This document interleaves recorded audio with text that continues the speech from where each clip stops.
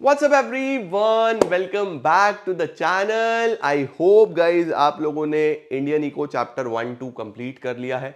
अब बारी है रिचार्ज करने की chapter number 3 and 4 of Indian economic development. तो बहुत अच्छे तरीके से पढ़ना है, डेली मोटिवेशन के साथ पढ़ते रहना है और अपने टारगेट्स को हमेशा अपने सामने रखोगी, फोड़ना है भाई। चलिए जल्दी से शुरू करते हैं और आज खत्म करते हैं chapter number 3 and 4। Let's begin.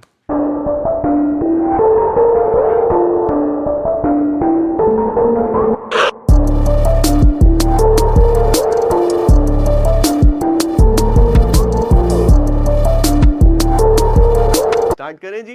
तो चैप्टर नंबर 1 में बच्चों हम लोगों ने पढ़ा कि जिस टाइम हम आजाद हुए तो आजादी के टाइम पे on the eve of independence क्या सिचुएशन थी। देन चैप्टर नंबर 2 में हमने पढ़ा कि किस तरीके से इकोनॉमिक प्लानिंग करी गई और वो 40 साल प्लानिंग के किस तरीके से 1950 से 1990 तक एग्रीकल्चर में, इंडस्ट्री में और हमारे फॉरेन ट्रेड में क्या क्या कॉन्ट्रीब्यूशंस रहे। अब आ चुके हैं बच्चों हम चैप्टर नंबर 3। यहां पे हम पढ़ने वाले हैं कि 1991 में आके सारी ही पॉलिसीज चेंज हो गई, चाहे वो एग्रीकल्चर की हो, चाहे वो इंडस्ट्री की हो, चाहे वो फॉरेन ट्रेड की हो। तीनों में ही पॉलिसीज में मेजर चेंजेस आए। सर वो चेंजेस आए क्यों? चेंजेस इसलिए आए बच्चों की हमारा इकोनॉमिक कंडीशन बहुत ज़्यादा बिगड़ गए और 1991 में आके हमें ये रियलाइजेशन हुआ कि हम तो डूब जाएंगे भाई। तो हमारे उस टाइम के जो फाइनेंस मिनिस्टर थे डॉक्टर मनमोहन सिंह जी, जो कि हमारे प्राइम मिनिस्टर भी रहे हैं, वो गए सीधा वर्ल्ड बैंक और इंटरनेशनल मॉनेटरी फंड के पास और उनको बोला कि भैया हमें लोन चाहिए। तो वर्ल्ड बैंक और आईएमएफ ने बोला कि लोन तो दे देंगे लेकिन तुम्हें अपनी पॉलिसीज चेंज करनी पड़ेगी। ये जो तुम प्रोटेक्शन कर रहे हो ना अपनी डोमेस्टिक इंडस्ट्री का, ये हटाना पड़ेगा। ये जो तुमने बहुत सारे लाइसेंसेस वगैरह लगाए हुए हैं ना प्राइवेट सेक्टर पे, ये हटाने पड़ेंगे। ये जो तुम बाहर वाली कंट्रीज के साथ व्यापार नहीं कर रहे ना, ये सब हटाना पड़ेगा। फॉरेन इन्वेस्टमेंट्स अलाउ करनी पड़ेंगी। तो हमें बहुत जबरदस्ती में ये सारी पॉलिसीज चेंज करनी पड़ी, जो कि हमारे लिए फायदे में भी आई, कुछ मेरिट्स भी हैं, कुछ डीमेरिट्स भी हैं। तो वो सारी चीजें इस वीडियो में हम लोग डिस्कस करेंगे। तो 1991 में बच्चों एलपीजी आया, यानी कि लिबरलाइजेशन, प्राइवेटाइजेशन, ग्लोबलाइजेशन। वो तीनों को हमको यहां से अच्छे से पढ़ना है और चैप्टर समाप्त हो जाएगा। तो देखो सबसे पहले आता है रीजंस फॉर इकोनॉमिक रिफॉर्म्स। ये रिफॉर्म्स यानी कि ये एलपीजी लाने क्यों पड़े, क्या क्या मल्टीपल रीजंस थे। तो मैंने आपको बताया ना कि देश ऑलरेडी डूबता जा रहा था, तो पब्लिक सेक्टर का परफॉर्मेंस बहुत पुअर था, कहीं से भी प्रॉफिटेबिलिटी दिखाई नहीं दे रही थी। पब्लिक सेक्टर जो गवर्नमेंट सेक्टर है वो बहुत ज़्यादा पुश नहीं कर पा रहा था इकोनॉमिक ग्रोथ को। बीओपी हमारा डेफिसिट में चला गया था। बीओपी आप समझते ही हो, हमारा जो हमारा चैप्टर मैक्रो में हमने पूरा का पूरा पढ़ा है, जिसके अंदर हम इंपोर्ट और एक्सपोर्ट के बारे में सारे के सारी ट्रांजेक्शन्स को रिकॉर्ड करते हैं, वो नेगेटिव में चला गया। उसके बाद महंगाई बढ़ती जा रही थी, फॉरेन रिजर्व्स हमारे खत्म होते चले जा रहे थे, कर्जा बहुत ज्यादा हो चुका था, मैनेजमेंट खराब था बिल्कुल हमारी पब्लिक एंटरप्राइजेस का। तो मल्टीपल कारण की वजह से हम लोगों को अपनी पॉलिसीज में पूरा ही बदलाव लाना पड़ा। ठीक है, अब देखो क्या लिखा हुआ है। Indian government approached world bank and IMF, international monetary fund, and received $7 billion का लोन। ठीक है, अब लोन के लिए उन्होंने बोला कि भाई क्या क्या करो। सबसे पहले रेस्ट्रिक्शंस हटाओ प्राइवेट सेक्टर से, गवर्नमेंट का रोल कम करो, ट्रेड रेस्ट्रिक्शंस हटाओ, यानी कि फिर से वही बात है, इजी करो चीज़ों को, इकोनॉमी को ओपन अप करो। तो इस वजह से हमारे पास मेनली तीन चीज़ें आई, जिसमें सबसे पहले लिबरलाइजेशन। लिबरलाइजेशन का मतलब होता है more freedom. Then privatisation. Privatisation का मतलब होता है कि प्राइवेट सेक्टर के जो रोल है उसको बढ़ाना। And then globalisation. ग्लोबलाइजेशन का मतलब होता है बच्चों अपनी इकोनॉमी को वर्ल्ड इकोनॉमी के साथ इंटीग्रेट करना, यानी बॉर्डरलेस वर्ल्ड बनाना। बॉर्डरलेस वर्ल्ड बनाना, ये मेनली हमारे पास ग्लोबलाइजेशन में आ जाता है। अब ये सब करने के लिए हमने कौन कौन से मेजर्स लिए? तो न्यू इकोनॉमिक पॉलिसी में बच्चों दो मेजर्स आए, एक है स्टेबलाइजेशन, एक है स्ट्रक्चरल रिफॉर्म्स। स्टेबलाइजेशन किसको बोलते हैं? जो शॉर्ट टर्म के लिए करे जाते हैं। और स्ट्रक्चरल रिफॉर्म किसको बोलते हैं? जो लॉन्ग टर्म के लिए करे जाते हैं। तो शॉर्ट टर्म के लिए बच्चों क्या क्या रिफॉर्म्स आए, क्या क्या मेजर्स आए? सबसे पहले शॉर्ट टर्म के लिए बीओपी सही करना, ये जो बीओपी हमारा डेफिसिट में जा रहा था इसको ठीक करना, महंगाई को ठीक करना, ये जो इन्फ्लेशन हो रहा था इसको कंट्रोल करना। तो सबसे पहले तो यही था कि क्विकली इसको सुधारा जाए। देन स्ट्रक्चरल रिफॉर्म में क्या आता है? ओवरऑल एफिशिएंसी इंप्रूव करना, ये जो इनएफिशिएंसी थी इसको खत्म करना, और इंटरनेशनल कॉम्पिटिटिवनेस डेवलप करना, एक ओवरऑल स्ट्रक्चर डेवलप करना ताकि इकोनॉमी में इंटरनेशनल स्टैंडर्ड्स भी हमें देखने को मिले। तो ये बच्चों हमारे पास सबसे पहले फ्रंट पे कुछ बेसिक्स हैं जो आपको पता होने चाहिए। देन वी हैव क्या है लिबरलाइजेशन, क्या क्या इसके अंदर हमें रिफॉर्म्स देखने को मिले। ये बहुत इंपॉर्टेंट पेज है बच्चों, समझो तुम्हारे एग्जाम में पक्का है, ये मिलेगा ही मिलेगा। तो ये वाला पेज तो बहुत अच्छे तरीके से अच्छे से याद कर लेना। ये रिवीजन वाला वीडियो तो देख ही रहे हो, इसका डिटेल्ड वीडियो भी जरूर देख लेना बच्चों, ठीक है, क्योंकि लिबरलाइजेशन के रिफॉर्म्स पेपर में आए हैं, समझो, ठीक है। चलो देखो, लिबरलाइजेशन का मतलब ही क्या होता है? लिबरलाइजेशन का मतलब ही फ्रीडम होता है, यानी कि जो बहुत सारे सख्त सख्त नियम बनाए हुए हैं उस नियम को खत्म करना है, राइट। तो देखो लिखा हुआ है, it means removal of entry and growth restrictions on the private sector. जो लिबरलाइजेशन का पर्पस था वो था एक तरीके से जो अलग अलग तरीके के लिए लाइसेंसेस है ना, उन लाइसेंसेस को हटाना। तो इकोनॉमी में लिबरलाइजेशन में 5 तरीके के रिफॉर्म्स आए, याद कैसे करोगे? FFITT, ठीक है, फिट, FFITT। तो सबसे पहले एफ का मतलब financial sector reforms. Financial sector reforms में बच्चों हम लोगों ने आरबीआई के रोल को मेनली चेंज करा, बैंक्स में एक्सपेंशन आसान करा। आप देखते हो आज की डेट में कितने सारे आपको बैंक्स देखने को मिलते हैं, तो आरबीआई का रोल चेंज करा, बैंक्स में एक्सपेंशन करा। देखो क्या लिखा हुआ है, change in the role of RBI. RBI का जो रोल है वो रेगुलेटर से फैसिलिटेटर बनाया गया। दूसरा, प्राइवेट बैंक्स को अलाउ करा गया कि ठीक है आप लोग आओ पिक्चर में। फॉरेन इन्वेस्टमेंट की लिमिट बढ़ा दी गई, 51% तक फॉरेन इन्वेस्टमेंट अलाउ करी गई कि बैंकिंग सेक्टर में 51% तक फॉरेन इन्वेस्टमेंट अलाउड है। एक्सपेंशन आसान करा गया कि बैंक्स आसानी से ब्रांचेस वगैरह सेटअप कर सकते हैं। दूसरा बच्चों, दूसरा एफ है foreign exchange reforms. Foreign exchange reforms में सिंपल सी बात है कि हमने फॉरेन ट्रेड को इंप्रूव करना था। जो हमारा फॉरेन एक्सचेंज बिल्कुल खत्म हो चुका था उसको लेके आना था, तो उसके लिए रुपए को डी वैल्यू करा। डी वैल्यू का मतलब होता है अपनी खुद की वैल्यू कम करना। हमने पढ़ा है ना फॉरेन एक्सचेंज रेट में, मैक्रो में, एक होता है डी वैल्यूएशन, एक होता है डेप्रीसिएशन। डेप्रीसिएशन खुद होता है मार्केट फोर्सेस से, डी वैल्यूएशन गवर्नमेंट करता है। तो गवर्नमेंट ने खुद को डी वैल्यू करा। क्यों वैल्यू कम करी अपनी? ताकि बाहर वाले को हमारा सामान सस्ता पड़े, वो ज्यादा खरीदे, तो हमारे एक्सपोर्ट बढ़े। तो देखो क्या लिखा हुआ है, डी वैल्यूएशन हुआ। To overcome balance of payment crisis rupee was devalued. और उसके बाद फिर थोड़ा सा जब हमारे पास रिजर्व्स आ गए तो फिर हमने इसको मार्केट रेट पे कन्वर्ट कर दिया कि ठीक है अब जो स्टैंडर्ड रेट चलेगा, जो फॉरेन एक्सचेंज रेट चलेगा, वो मार्केट फोर्सेस से चलेगा। Then market determination of exchange rate, ठीक है बच्चों। उसके बाद आई आता है इंडस्ट्रियल सेक्टर रिफॉर्म्स। इंडस्ट्रीज में क्या क्या चेंज आए? सबसे पहले जो लाइसेंस था वो कम कर दिया गया, जो हर इंडस्ट्री के लाइसेंस लेना था उसको रिड्यूस करा गया। पब्लिक सेक्टर का रोल कहीं ना कहीं कंपैरेटिवली कम करा गया। जो हमारे पास पब्लिक सेक्टर के लिए इंडस्ट्रीज रिजर्व थी वो कम करी गई। दूसरा, एसएसआई का, स्मॉल स्केल इंडस्ट्रीज का रिजर्वेशन खत्म करा गया। और उसके बाद जो एमआरटीपी एक्ट था, जो एमआरटीपी एक्ट से ही तो गवर्नमेंट कंट्रोल करती थी कि भैया हम लोग रेस्ट्रिक्शन लगा के रखेंगे, हम लाइसेंसिंग लगा के रखेंगे, उसको हटाया गया। तो requirement for large company to seek prior approval will be eliminated, वो खत्म कर दिए गए। तो हमारे पास FFI। Then we have tax reforms. Tax reforms में बच्चों टैक्सेशन सिस्टम बेटर करा गया, डायरेक्ट टैक्सेस इनडायरेक्ट टैक्सेस को इजी करा गया, पेपर वर्क कम करने की कोशिश करी गई। और इसमें तो आज तक रिफॉर्म्स चल रहे हैं। आज हमारे पास जीएसटी एक बहुत बड़ा रिफॉर्म है इनडायरेक्ट टैक्स में। उसके बाद रिटर्न फाइलिंग आसान करी गई, ऑनलाइन सिस्टम को इंटीग्रेट करा गया। तो मल्टीपल रिफॉर्म्स हमें टैक्स में भी देखे गए। It refers to reforms in the government taxation and public expenditure policies, जिनको हम फिस्कल पॉलिसी भी बोल देते हैं। फिर डायरेक्ट टैक्सेस और इनडायरेक्ट टैक्सेस दोनों की ही हम बात करेंगे। रेशनलाइज करा गया, इनडायरेक्ट में रिफॉर्म्स आए, प्रोसेस सिंप्लीफाइड करे गए। और लास्ट दूसरा टी आता है बच्चों, ट्रेड एंड इन्वेस्टमेंट पॉलिसी। व्यापार को बढ़ाने के लिए, व्यापार को आसान करने के लिए क्या करा गया? क्वांटिटेटिव रेस्ट्रिक्शंस खत्म करे गए। वो जो सीलिंग्स लगाई थी ना, कोटास जो जिनको हम बोलते हैं, जो कोटास थे, जो क्वांटिटी सीलिंग्स थी, इनको हटाया गया। एक्सपोर्ट ड्यूटीज हटाई गई, इंपोर्ट ड्यूटीज कम करी गई, रिलैक्सेशन करा गया इंपोर्ट लाइसेंसिंग पे कि अगर आपको लाइसेंस लेना है इंपोर्ट के लिए तो वो भी आसानी से मिलेगा। तो ये बच्चों ट्रेड एंड इन्वेस्टमेंट में आया था। ये पूरा पेज बेटा बढ़िया से याद कर लेना, मैं बार बार बोल रहा हूं, this is very very important, ठीक है जी। Then we have privatisation, globalisation. Sir privatisation क्या होता है? प्राइवेटाइजेशन होता है बच्चों जहां पे गवर्नमेंट जो है अपना कंट्रोल कम करती है और प्राइवेट सेक्टर को ज्यादा रोल देती है। तो it refers to shedding, shedding का मतलब श्रिंक करना, ऑफ द ओनरशिप और मैनेजमेंट ऑफ गवर्नमेंट एंटरप्राइज। यानी गवर्नमेंट का जो कंट्रोल है किसी भी गवर्नमेंट एंटरप्राइज पे, सपोज मैं गवर्नमेंट हूँ, मेरी कोई कंपनी है, अब मैं चाहता हूँ कि मेरे से जो चल नहीं रही प्राइवेट सेक्टर चलाए, तो मैं क्या करूँ? या तो इसको पूरा का पूरा बेच दूँ, या इसके कुछ शेयर सेल कर दूं। तो प्राइवेटाइजेशन दो तरीके से हो सकता है। किस तरीके से हो सकता है? Number 1 transfer of ownership, number 2 disinvestment. Transfer of ownership का मतलब तो ये है कि पूरा का पूरा ही बेच दो। नंबर 2 डिसइन्वेस्ट कर दो। आपने जो पैसा इन्वेस्ट किया हुआ इस पर्टिकुलर एंटरप्राइज में उसको डिसइन्वेस्ट कर दो, अपना हिस्सा बेच दो। तो प्राइवेटाइजेशन दो तरीके से बच्चों हो सकता है। Then globalisation.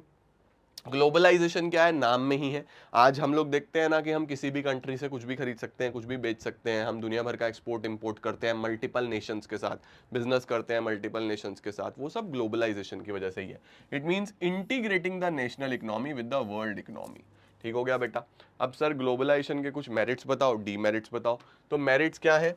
आप ग्लोबल मार्केट में जा सकते हो, आपको नई नई टेक्नोलॉजी देखने को मिलेगी, लार्ज इंडस्ट्रीज के लिए बेटर फ्यूचर प्रोस्पेक्ट्स देखने को मिलेंगे, नया नया रॉ मटेरियल आप लेके आ सकते हो, आप ट्रेनिंग कर सकते हो अच्छे से। तो बहुत सारे बेनिफिट्स बच्चों ग्लोबलाइजेशन के होते हैं। और डीमेरिट्स क्या होते हैं? मेनली डेवलप्ड नेशन को फायदा होता है। जैसे इंडिया तो डेवलपिंग है, हम जब किसी भी कंट्री के साथ व्यापार करते हैं तो ज्यादा फायदा उसको होता है, क्योंकि उसको बड़ी मार्केट मिलती है। हमारे पास इतनी नॉलेज नहीं है, तो इंडिया वालों को कई बार गलत रेट्स भी देते हैं वो लोग, तो ज्यादा बेनिफिट डेवलप्ड नेशंस उठा जाती हैं। दूसरा, जब ग्लोबलाइजेशन आता है तो फिर लोगों के वेलफेयर की बात नहीं होती, क्योंकि आप जिस भी पर्टिकुलर कंट्री के साथ धंधा कर रहे हो वो बिजनेस करने के लिए आया है, वो आपका वेलफेयर देखने के लिए नहीं आया।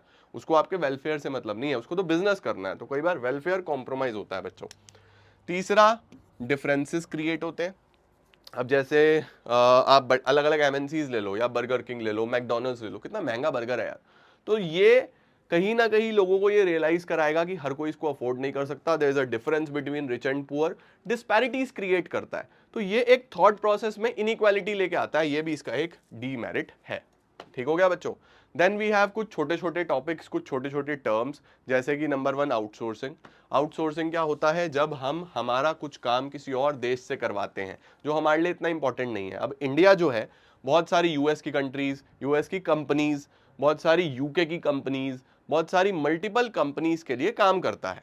ठीक है ना? तो इंडिया ऐसा क्या कर रहा है? इंडिया एक बहुत फेवरेबल एक तरीके का जगह है आउटसोर्सिंग के लिए। क्यों? क्योंकि यहाँ पे लेबर चीप है, यहाँ पे स्किल्ड लेबर आसानी से मिल जाती है। तो आउटसोर्सिंग क्या है?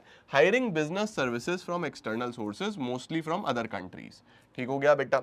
उसके बाद वर्ल्ड ट्रेड ऑर्गेनाइजेशन क्या होता है? वर्ल्ड ट्रेड ऑर्गेनाइजेशन नाम में ही है। इस ऑर्गेनाइजेशन का काम ही है कि वर्ल्ड ट्रेड अच्छे से चले, डेवलप हो सके, पूरे वर्ल्ड में बढ़िया तरीके से व्यापार हो पाए, कोई लड़ाई झगड़ा ना हो, डिस्पैरिटी ना हो। Founded in 1995 as the successor of the GATT. GATT क्या है? General agreement for tariff and trade. तो वर्ल्ड ट्रेड ऑर्गेनाइजेशन को पहले गैट बोलते थे, बाद में इसको WTO किया गया। इसका कारण क्या है? क्यों लाए गए बेटा? ग्लोबल रूल्स बनाने, रेगुलेशंस बना लें, और ये चेक करना कि वर्ल्ड अच्छे से, पूरा वर्ल्ड डेवलप हो पाए। ठीक है जी? अब कुछ स्कॉलर्स का मानना है कि India should not be a member of WTO। कुछ बोलते हैं कि WTO का मेंबर इंडिया को नहीं होना चाहिए, क्योंकि ये ज्यादा डेवलप्ड नेशंस पे फोकस करते हैं, डेवलपिंग नेशंस के साथ चीटिंग करते हैं। तो कई बार ऐसे चीज आपसे पूछ सकता है कि कुछ स्कॉलर्स WTO के अगेंस्ट क्यों हैं, क्योंकि आप 2 पॉइंट लिख के आओगे कि मेनली ये डेवलप्ड नेशंस को फायदा करते हैं और डेवलपिंग कंट्रीज के साथ चीटिंग भी करते हैं, उनकी इकोनॉमी को जबरदस्ती ओपन कराते हैं और उनका सारा का सारा एडवांटेज ये लोग ले लेते हैं। Then we have bilateral trade. जो ट्रेड बच्चों दो कंट्रीज के बीच में होता है उसको बायलेटरल बोलते हैं। ठीक है? Trade between 2 countries. More than 2 है तो मल्टीलेटरल बोलते हैं। और जैसे यूनिलेटरल था ना, one sided, bilateral both ways, multilateral multi ways, ऐसे ही है। टैरिफ बैरियर्स आप समझते ही हो बच्चों, टैक्सेशन बैरियर्स, राइट? स्क्रीनशॉट ले लो इसका भी। इसके बाद बच्चों नॉन टैरिफ बैरियर्स आ रहे हैं। नॉन टैरिफ बैरियर्स का मतलब जिनका टैक्सेस से मतलब नहीं है। टैरिफ बैरियर्स जो टैक्स के फॉर्म में है, नॉन टैरिफ जो टैक्स के फॉर्म में नहीं है। देन वी हैव एक छोटा सा टॉपिक, डीमोनेटाइजेशन और GST। डीमोनेटाइजेशन आप समझते हो, जहां पे हम लोग कुछ करेंसी को लीगल टेंडर से हटा देते हैं, उसको डीमोनेटाइजेशन बोलते हैं। इसके फीचर्स अच्छे से याद कर लेना, आ जाता है। टैक्स एडमिनिस्ट्रेशन मेजर है ये, कि हम अच्छे से एडमिनिस्ट्रेशन कर सकें, हम अच्छे से कंट्रोल कर पाएँ, करेंसी को देख पाएँ कितना गया है इकोनॉमी में, कितना नहीं गया। टैक्स की चोरी कम हो सके, क्योंकि इसके अंदर फिर लोगों के पास कैश नहीं होगा, उनको जब डिमोनेटाइजेशन होता है तो आपको जमा करके दूसरे नोट लेने पड़ते हैं, तो गवर्नमेंट के नोटिस में आता है कि इसके पास कितना पैसा है। तीसरा, आपकी सेविंग को एक फॉर्मल सिस्टम में डाला जा रहा है। जो लोगों ने घर में कैश रखा हुआ है उसको एक फॉर्मल सिस्टम में डाला जा रहा है, उससे सेविंग की हैबिट बढ़ती है।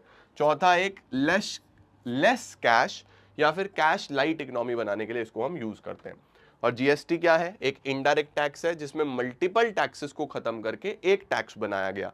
ध्यान रखना, इनडायरेक्ट टैक्स है बच्चों। सही है जी। अच्छा, डीमोनेटाइजेशन और जीएसटी की डेट्स जरूर जरूर याद रखना, इनकी डेट्स नहीं भूलनी, ठीक है। 2016 का ये है, 2017 का ये है।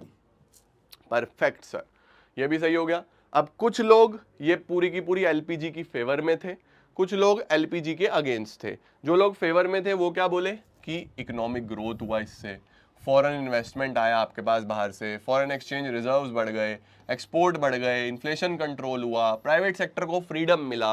तो अगर पॉजिटिव्स पूछेगा तो आपको ये सब लिख के आना है। कुछ लोग इसके अगेंस्ट थे। अगेंस्ट वाले क्या बोलते हैं? नंबर 1, बेरोजगारी अब भी वैसी की वैसी है। तीनों रिफॉर्म्स में किसी ने भी एग्रीकल्चर पे फोकस नहीं करा, जबकि हमारा देश एग्रेरियन कंट्री है। तो फिर तरक्की कैसी भाई? फिर तो फायदा सिर्फ बड़े बड़े इंडस्ट्रियलिस्ट को हो रहा है ना। तो अनएम्प्लॉयमेंट है, एग्रीकल्चर पे फोकस नहीं करा गया। इंडस्ट्रीज में भी इतनी ग्रोथ हमें देखने को नहीं मिली जितनी हमें मिलनी चाहिए थी। इंडस्ट्रीज में भी हमारे को जितनी डेवलपमेंट इतने सालों में होनी चाहिए थी वो इतनी डेवलपमेंट नहीं हुई। उसके बाद इनइफेक्टिव डिसइन्वेस्टमेंट, जो गवर्नमेंट ने डिसइन्वेस्टमेंट करा वो भी इतना सक्सेसफुल नहीं रहा, क्योंकि जो चीज़ डिसइन्वेस्ट होनी चाहिए थी वो करी नहीं, जो चीज़ पहले से ही डेड थी उसको डिसइन्वेस्ट किया। टैक्स पॉलिसी हमारी इनइफेक्टिव है, जो हमने टैक्सेशन में चेंजेस करे वो इनइफेक्टिव है और लोगों को आज भी टैक्स को समझने में बहुत सारी प्रॉब्लम्स आती है। उसके बाद स्प्रेड ऑफ कंज्यूमरिज्म, कंट्री जो है हमारा एक कंज्यूमरिज्म बेसिस बन गई है, यानी उसको कोई फर्क नहीं पड़ता कि सारे सेक्शन ऑफ द सोसाइटी तक चीज़ें पहुंच रही है नहीं पहुंच रही है। मल्टीपल वैरायटीज आ गई हैं जहाँ पे लोगों को छोटे छोटे बिजनेस के लिए काफ़ी स्ट्रगल करना पड़ रहा है। उसके साथ साथ अनबैलेंस ग्रोथ है, एक रीजन में ग्रोथ है तो दूसरे में नहीं है। आप हमारे देश में ही देखो, अब अगर मैं अपनी बात करूँ तो मैं बैठा हूँ सहारनपुर में, और सहारनपुर के आसपास बहुत सारी सिटीज़ बहुत डेवलप्ड हैं, सहारनपुर डेवलप्ड नहीं है। थोड़ी सी आगे चलो 30-40 किलोमीटर पे बहुत सारी आपको सिटीज़ दिख जाएंगी, और वहीं पे सहारनपुर से पास में बहुत सारी ऐसी सिटीज़ हैं जो उससे भी बेकार है, उतनी भी डेवलप्ड नहीं है। तो अनबैलेंस ग्रोथ है, कहीं पे ग्रोथ है कहीं पे ग्रोथ नहीं है। ये बच्चों इसके क्रिटिसिज्म आपको आने चाहिए, ठीक है जी। इसके बाद बेटा कुछ इंपॉर्टेंट डेट्स आ जाती हैं इसके अंदर भी, जैसे जो हमारा गैट है वो कब इस्टेब्लिश हुआ? 1948। New economic policy 1991। New industrial policy भी हमारे पास 1991। WTO जो है वो 1995। उसके बाद क्वांटिटेटिव रेस्ट्रिक्शंस आ गए, मेक इन इंडिया आ गया सितंबर 2014, डीमोनेटाइजेशन 2016, जीएसटी 2017। तो ये आपको पता होना चाहिए। डन है बच्चों। इसी के साथ चैप्टर 1 खत्म, चैप्टर 2 खत्म, चैप्टर 3 खत्म। स्टार्ट करते हैं बच्चों। सबसे पहले चैप्टर का नाम है ह्यूमन कैपिटल फॉर्मेशन। इस पर्टिकुलर यूनिट में हम चैलेंजेस पढ़ने वाले हैं जो हमारी इकोनॉमी फेस कर रही है, चाहे वो ह्यूमन कैपिटल फॉर्मेशन हो, चाहे वो एम्प्लॉयमेंट हो, चाहे वो रूरल डेवलपमेंट हो, चाहे वो एनवायरमेंट से रिलेटेड चैलेंजेस हो। तो पूरी यूनिट में मेनली चैलेंजेस पढ़ने हैं। तो सबसे पहले सर, ह्यूमन कैपिटल क्या होता है? देखो, अगर हमें कोई भी प्रोडक्शन करना है गुड्स या सर्विसेज का, तो मशीन्स के साथ साथ ह्यूमन का भी होना जरूरी है। तो अगर मेरी स्किल नहीं होगी, नॉलेज नहीं होगी, तो ये बोर्ड, ये कैमरा, ये लाइट्स वाइट सब बेकार हो जाएंगी ना। तो कहीं ना कहीं प्रोडक्शन करने के लिए physical capital as well as human capital की भी जरूरत पड़ती है। तो ह्यूमन कैपिटल क्या होता है? The skills which a person acquire through education, training, experience, adding to his or her value to the production process. और जब ये ज्यादा लोगों में बढ़ोतरी होती रहती है, यानी कि नंबर ऑफ स्किल्ड पर्संस बढ़ते जा रहे हैं, नॉलेजेबल पर्संस बढ़ते जा रहे हैं, या ऐसे लोग बढ़ते जा रहे हैं जो प्रोडक्शन में कंट्रीब्यूट कर रहे हैं, उसको हम ह्यूमन कैपिटल फॉर्मेशन बोलते हैं। It refers to addition made to the stock of skilled and capable people in the country over a period of time. Physical capital क्या होता है? मैंने आपको बता ही दिया, यानी कि वो सारे इनपुट्स जो प्रोडक्शन के लिए हेल्प करते हैं, plant, machinery, factory, building, raw material, है ना। मतलब ये दोनों मिलके ही प्रोडक्शन कर सकते हैं। उसके बाद sources of human capital formation. हम ह्यूमन कैपिटल फॉर्मेशन कैसे कर सकते हैं? ये इंपॉर्टेंट सवाल है बेटा, सावधान इंडिया सवाल। ह्यूमन कैपिटल फॉर्मेशन के लिए बच्चों सबसे पहले खर्चा करना होगा पढ़ाई पे, एजुकेशन पे। जैसे आप लोग कर रहे हो, आपके पेरेंट्स ने आपको पढ़ने के लिए स्कूल भेजा है, आप लोग कॉलेजेस भी जाओगे, तो एक्सपेंस तो हो ही रहा है ना, उसके ऊपर स्पेंडिंग तो हो ही रही है ना। तो कहीं ना कहीं ह्यूमन कैपिटल फॉर्मेशन के लिए सबसे पहले जो खर्चा होता है वो किस चीज पे होता है? एजुकेशन पे होता है। दूसरा खर्चा होता है बच्चों हेल्थ पे, एक्सपेंडिचर ऑन हेल्थ। आप सोचो कि आप पढ़े लिखे हो लेकिन आप हेल्दी नहीं हो, तो फिर आप कैसे कंट्रीब्यूट करोगे? और जैसे फॉर एग्जांपल मैं आज पढ़ा रहा हूँ, मेरे पास नॉलेज है, मेरे पास स्किल है बच्चों, लेकिन मैं हेल्दी नहीं हूँ। मैं कल क्रिकेट खेलने गया शाम को और मैं बॉलिंग करते करते मेरे यहाँ पे बैक में इशू हो गया, मैं चल भी नहीं पा रहा हूँ। मैंने डॉक्टर को दिखाया जब, तो उन्होंने मुझे 7 दिन का बेड रेस्ट बोला। अभी भी मैं ये अब बेल्ट लगा के पढ़ा रहा हूँ, किसी तरीके से बेल्ट लगाया हुआ है और बहुत मुश्किल से खड़े होकर पढ़ा रहा हूँ। मतलब अगर आज लाइव क्लास होता तो मैं नहीं ले सकता था। वीडियो शूट कर रहा हूँ, 10 मिनट वीडियो बना रहा हूँ, फिर रुक रहा हूँ। तो अगर मैं हेल्दी नहीं हूँ तो मेरी एजुकेशन कहीं ना कहीं वहीं रह जाएगी ना, पड़ी की पड़ी बेकार। तो हेल्दी होना बहुत इंपॉर्टेंट है बच्चों। तो एक्सपेंडिचर ऑन हेल्थ का क्या मतलब है? It refers to the importance to build and maintain productive labour force and to improve quality of life of people in the society. तो एजुकेशन भी इंपॉर्टेंट है, हेल्थ भी इतनी ही इंपॉर्टेंट है। तीसरा, on the job training. On the job training का क्या मतलब होता है बच्चों? ऑन द जॉब ट्रेनिंग का मतलब होता है कि हम लोगों को काम करते करते सीखना है। जैसे आप किसी भी जॉब को ज्वाइन करते हो तो आपकी जो नॉलेज है वो तो है, बट जब आप उस चीज को करते हो तो आप करते करते करते करते सीखते चले जाते हो। तो उसको हम लोग क्या बोल देते हैं? On the job training. तो it increases the skill and efficiency of the workers. इससे भी प्रोडक्शन और प्रोडक्टिविटी दोनों बढ़ती हैं। देन माइग्रेशन पे खर्चा करना पड़ता है। माइग्रेशन का मतलब एक जगह से दूसरी जगह पे जाना।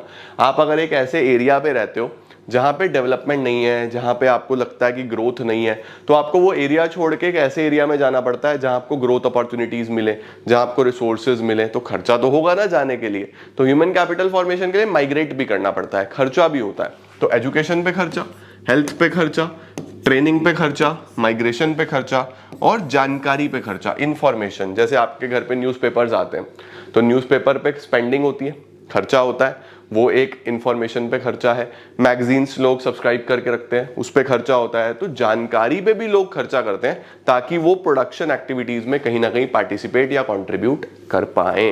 तो कहाँ कहाँ खर्चे करने पड़ेंगे? Expenditure on education, expenditure on health, on the job training, migration and information. ठीक हो गया बेटा? इसके बाद we have role of human capital formation. Role of human capital formation का मतलब कि क्यों इंपॉर्टेंट है पढ़े लिखे लोगों का होना, स्किल्ड लोगों का होना। नंबर 1, इससे फिजिकल कैपिटल आप अच्छे से यूटिलाइज कर पाओगे। ऑफ कोर्स एक स्किल्ड पढ़ा लिखा इंसान मशीनें ज्यादा बेटर हैंडल कर सकता है as compare to unskilled. Productivity ज्यादा होगी तो प्रोडक्शन भी ज्यादा होगा, वो इंसान कम समय में ज्यादा सामान बना पाएगा। पढ़ा लिखा इंसान इनोवेटिव होता है, कुछ ना कुछ नया करता है, प्रॉब्लम सॉल्विंग कर सकता है easily.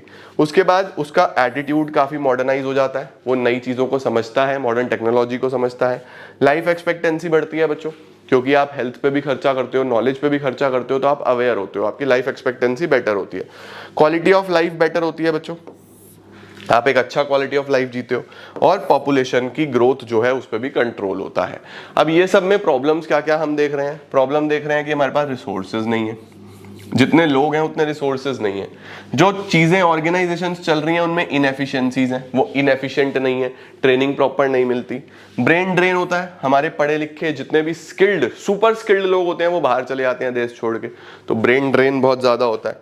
High growth of population, population बहुत तेजी से बढ़ रही है हमारे देश में, तो रिसोर्सेज मिल नहीं पाते। इम्बैलेंसेज हैं, एक एरिया बहुत डेवलप्ड है, दूसरा डेवलप नहीं है ना। मैन पावर प्लानिंग नहीं होती हमारे यहाँ पे, वेस्टेज हो जाती है रिसोर्सेज की। और साइंस एंड टेक्नोलॉजी काफी वीक है, साइंस एंड टेक्नोलॉजी बहुत बहुत बहुत वीक है हमारे देश में। ठीक है, चलो सर। इसके बाद आता है बच्चे हमारे पास human capital and economic growth. तो देखो इकोनॉमिक ग्रोथ का क्या मतलब होता है? जब देश की नेशनल इनकम बढ़े, जब देश में ओवरऑल प्रोडक्शन बढ़े। तो देखो जितना अच्छा ह्यूमन कैपिटल होगा उतना इजी होगा ना ग्रो करना। तो डायरेक्ट रिलेशन होता है ह्यूमन कैपिटल में और इकोनॉमिक ग्रोथ में। तो देखो लिखा हुआ है, economic growth means increase in the real national income of a country. Contribution of an educated person to the economic growth is more than that of an illiterate person. इसी तरीके से एक हेल्दी पर्सन भी ज्यादा contribute करता है। तो education और हेल्थ दोनों ही इंपॉर्टेंट है, किस लिए? ताकि अर्निंग कैपेसिटी बढ़ सके, पोटेंशियल बढ़ सके और देश में ग्रोथ हो सके। ठीक है, देन वी हैव एक और इंपॉर्टेंट सवाल, क्या ह्यूमन कैपिटल और ह्यूमन डेवलपमेंट एक ही बात है? हम बोलेंगे नहीं, दोनों कॉन्सेप्ट अलग अलग हैं बच्चों।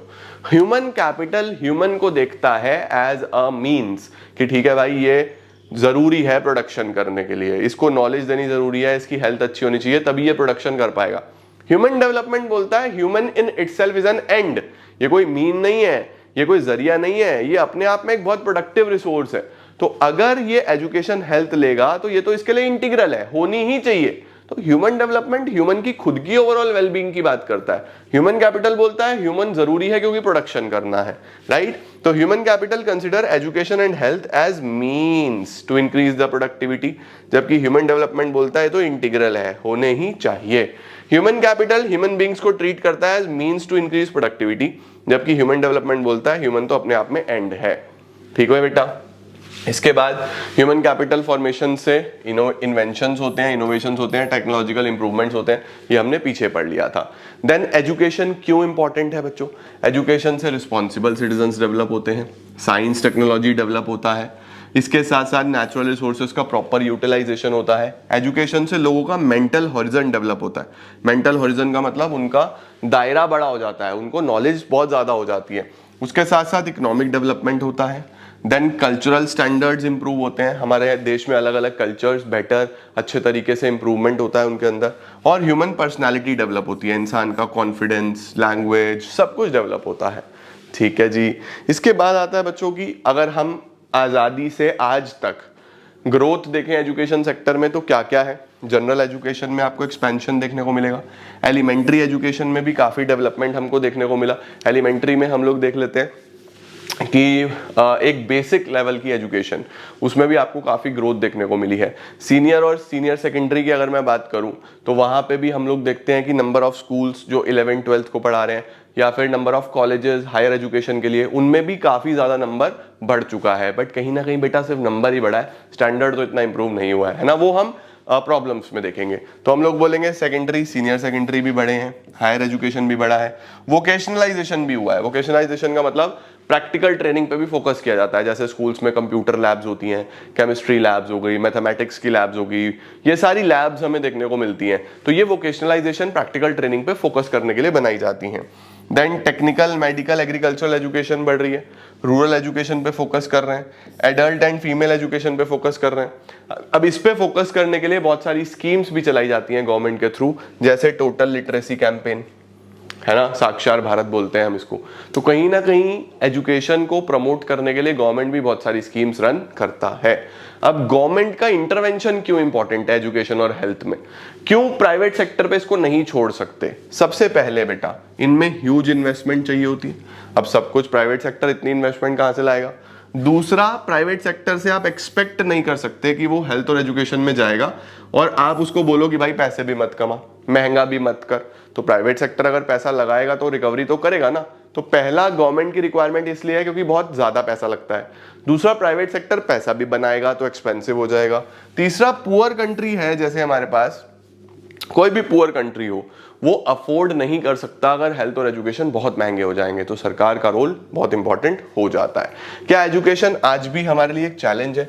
100% है। क्यों? क्योंकि आज भी इलिटरेसी बहुत है। इलिटरेसी का मतलब है बेटा कि आज भी लोग ना पढ़ सकते ना लिख सकते। एजुकेशन तो बहुत बड़ा कॉन्सेप्ट है, लिटरेट भी नहीं है लोग। दूसरा, वोकेशनलाइजेशन नहीं है, रटवाया जा रहा है बस। तुम भी तो ये रट के चले जाओगे, तुम्हें कुछ सीखोगे थोड़ी ना, प्रैक्टिकल नॉलेज थोड़ी ना है तुम लोगों को भी। तुम लोग ये पढ़ रहे हो, याद करोगे, लिख लोगे, तुम्हें नंबर मिल जाएंगे, 3 महीने बाद तुम सब भूल जाओगे, तुम्हें याद भी नहीं होगा ह्यूमन कैपिटल फॉर्मेशन में क्या क्या पढ़ा था। ये दिक्कत है हमारे एजुकेशन सिस्टम में। तो वोकेशनलाइजेशन नहीं है। जेंडर बायसनेस है, लोग मेल और फीमेल चाइल्ड में आज भी बायसनेस करते हैं, भेदभाव करते हैं, लड़कों को पढ़ाएंगे लड़कियों को नहीं पढ़ाएंगे। रूरल एरियाज में एजुकेशनल इंस्टीट्यूट्स नहीं है, स्कूल्स नहीं है, कॉलेजेस नहीं है। प्राइवेटाइजेशन की वजह से चीज़ें बहुत महंगी होती जा रही हैं और गवर्नमेंट एक्सपेंडिचर बहुत कम है, जो सरकार प्रॉमिस करता है उतना खर्चा नहीं करता। तो ये सारी चीज़ें बच्चों हमारी ह्यूमन कैपिटल फॉर्मेशन में आ जाती हैं। ये इस चैप्टर से कुछ इंपॉर्टेंट डिफरेंसेस हैं, जल्दी जल्दी से स्क्रीनशॉट ले लो इनका भी। ह्यूमन कैपिटल ह्यूमन डेवलपमेंट पे एक डिफरेंस है, जो पीछे पढ़ा है सेम वही चीज़ें लिखी हैं। फिजिकल कैपिटल ह्यूमन कैपिटल में है, ये भी काफ़ी इंपॉर्टेंट है। और ये कुछ इंपॉर्टेंट डेट्स हैं बच्चों। तपस माजुमदार कमेटी का हो गया 1999, राइट टू एजुकेशन एक्ट का हो गया 2009, ठीक है। पोलियो फ्री कब हुआ इंडिया, वो हो गया। बेटी बचाओ बेटी पढ़ाओ कैंपेन का हो गया। तो इस तरीके की चीज़ें भी आपको पता होनी चाहिए। जल्दी से स्क्रीनशॉट ले लो बच्चा। डन। इसके बाद आ रहा है एम्प्लॉयमेंट, ये तो हम अगली वाली क्लास में कवर करेंगे। तो ह्यूमन कैपिटल फॉर्मेशन भी समाप्त। एक बार ह्यूमन कैपिटल फॉर्मेशन का प्रॉपर रिवीजन ले लेना, बुक रीडिंग जरूर करना और लर्निंग अच्छे तरीके से कर लेना। Thank you so much everyone, keep growing, keep glowing and keep smiling.